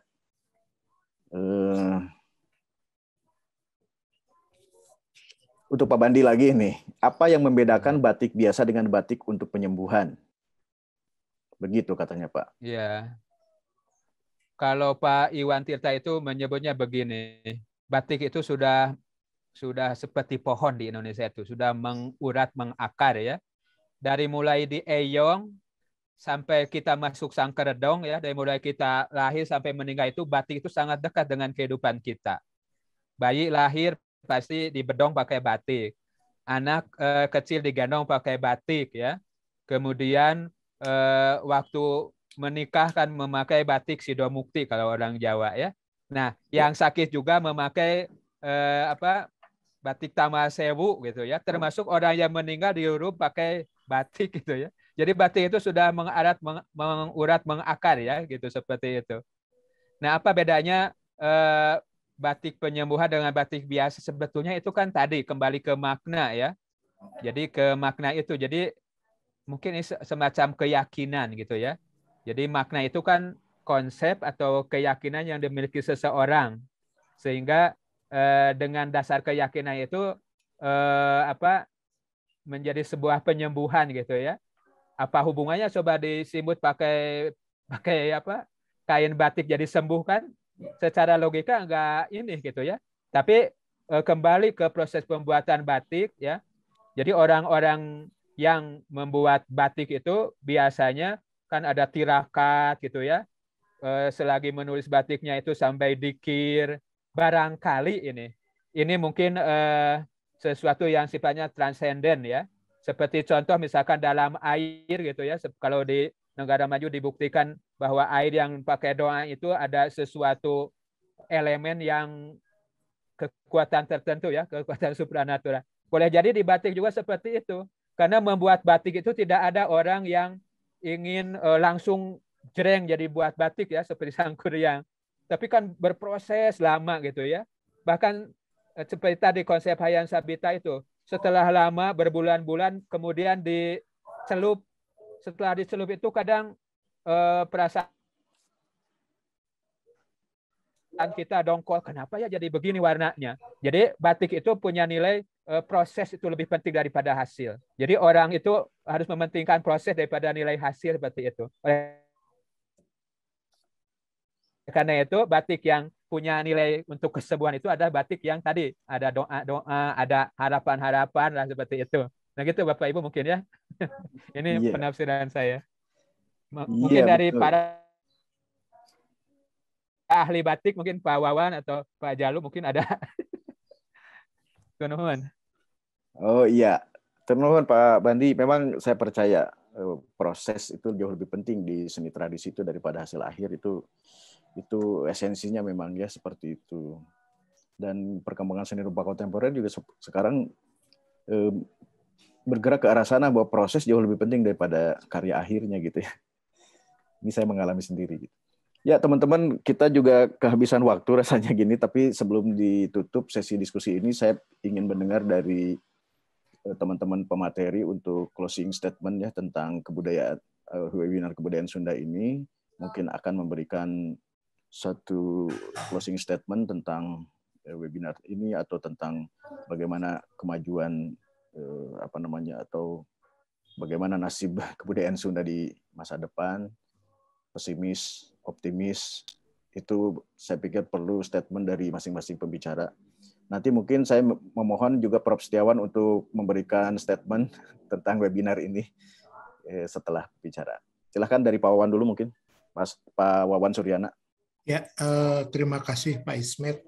Saya sangat yakin betul bahwa Badingkut akan berjalan terus ya, seperti air mengalir ya ke berbagai ranah seni, baik yang tradisi maupun yang modern sekaligus yang kontemporer di wilayah Nusantara ini. Ya, jadi jangan heran nanti recycle itu akan menjadi hebat gitu loh. Ya, pada wilayah masing-masing keseniannya. sementara itu. Terima Iya. kasih. Tur nuhun Pak Wawan, sangat optimis Sami. ya. Berikutnya si Mataholang, mangga Teh Rini. Ya, hatur nuhun Kang Ismet. Kanggo abdi pribados sareng kanggo sadayana sebagai orang Sunda, mari kita menjunjung tinggi kebudayaan Sunda, ngamumule budaya Sunda dengan ikut berkiprah ya dalam berbagai bidang yang kita geluti. Itu saja mungkin Kang Ismet dari saya. Atur nuhun Teh Rini. Sami-sami. Itu pesan moralnya ya. Dari Pak Bandi, mangga Pak Bandi.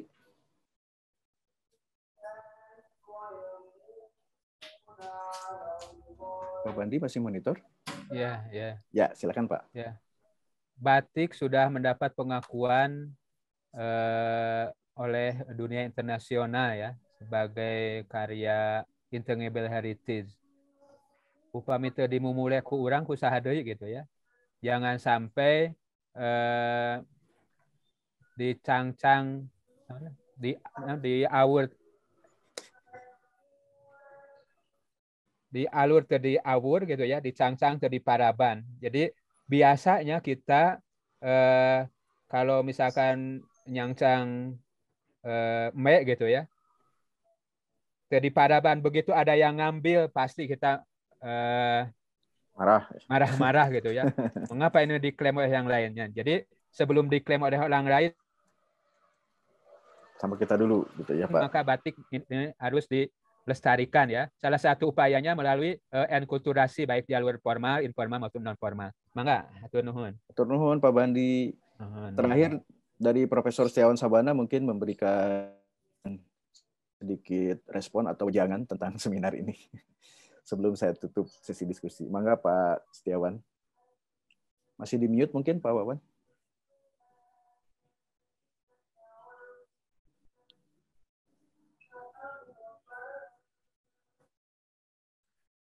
Jelas?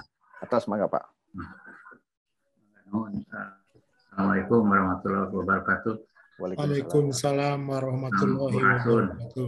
Rampes.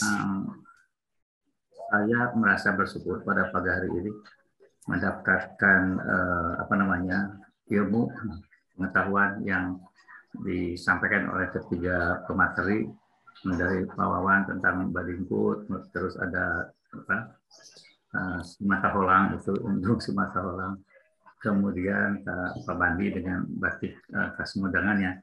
Profesor sangat istilah saya mengharukan, berbangga hati, terus gitu ya. Kian dalam waktu 2 hari ini saya mendapatkan kesan yang sangat positif terhadap perkembangan kebudayaan Sunda. Oleh sebab itu saya ingin memberikan apresiasi pada program studi seni murni ya, di Maranatha ini yang mengambil inisiatif untuk mengadakan acara webinar yang diadakan 2 hari kemarin dan hari ini. Jadi bahwa tadi ada diskusi bagaimana sikon hari ini dan bagaimana dulu, kini, dan esok. Ya, saya optimis juga seperti sampaikan tadi Pak Wawan atau Pak Bandi, bahwa perubahan itu sesuatu yang seharusnya terjadi gitu, dan itu akan terjadi karena zaman itu tidak pernah diam, spirit zaman tidak pernah diam, dia terus bergerak dan bergerak dan bergerak. Setelah itu bergerak.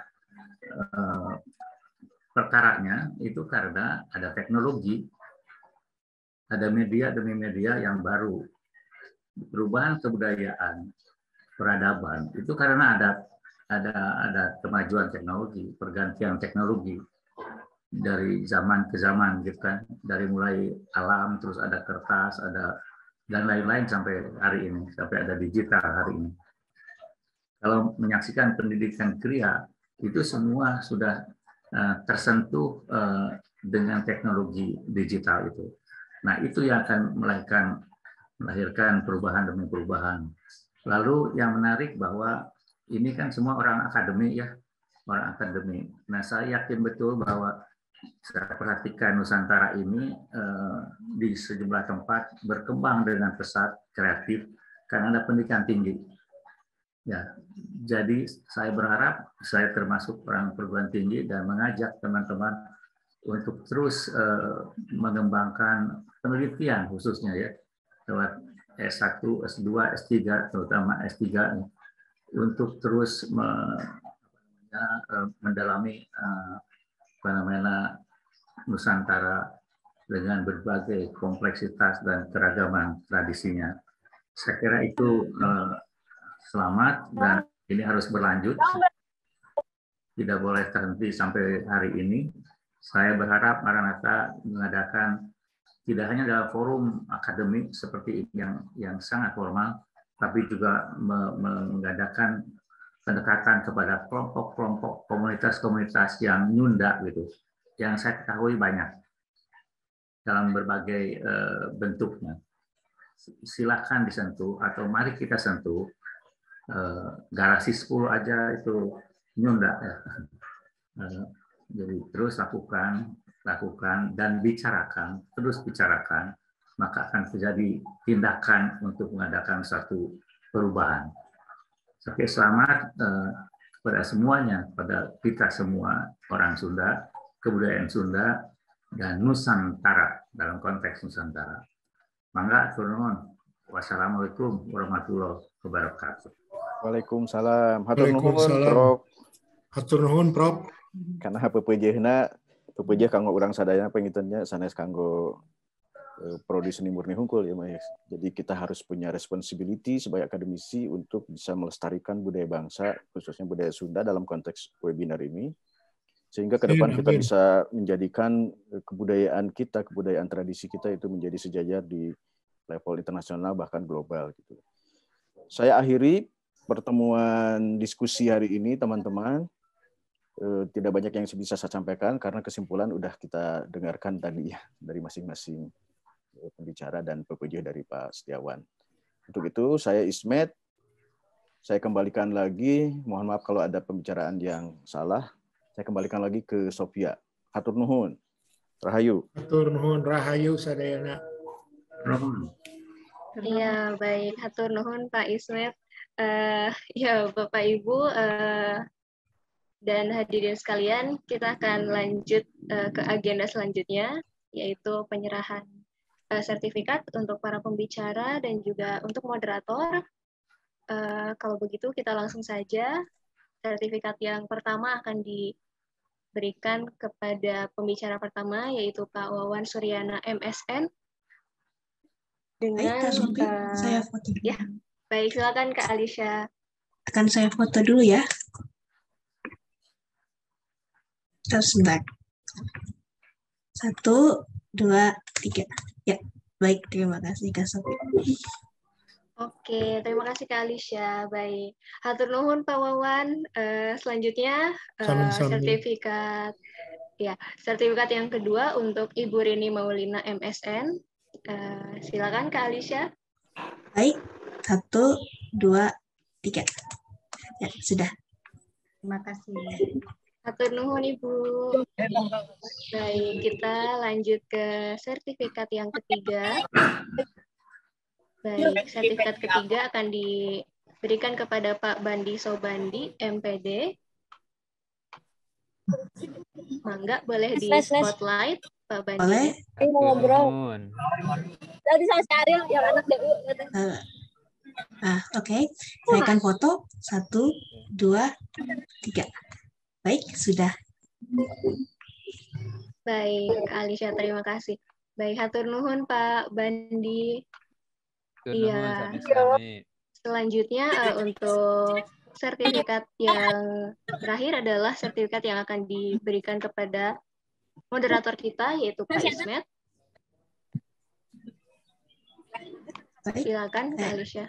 Saya akan foto. 1, 2, 3. Baik.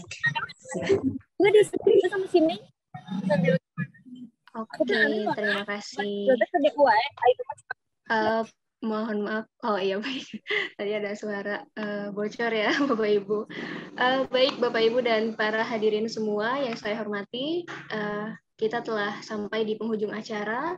Terima kasih banyak, hatur nuhun kepada seluruh pemateri atau para pembicara, kepada moderator kita juga, untuk Pak Ismet, serta untuk Bapak Ibu dan para hadirin sekalian yang telah mengikuti dan meramaikan seminar kita pada hari ini.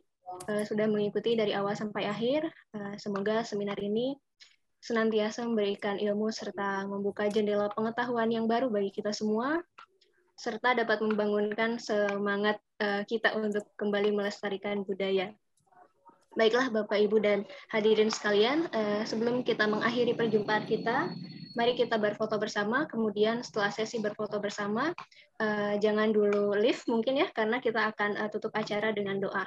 Baik, untuk sesi foto bersama akan dipimpin oleh Kak Alisha mungkin ya, dapat dipandu oleh Kak Alisha. Bapak Ibu silakan dibuka untuk kamera atau videonya. Silakan Kak Alisha. Oke, terima kasih banyak hatur nuhun Kak Alisha. Baik Bapak Ibu, mari kita tutup seminar hari ini dengan doa. Untuk doa penutup akan dipimpin oleh Kak Kiara selaku panitia. Baik, silakan Kak Kiara.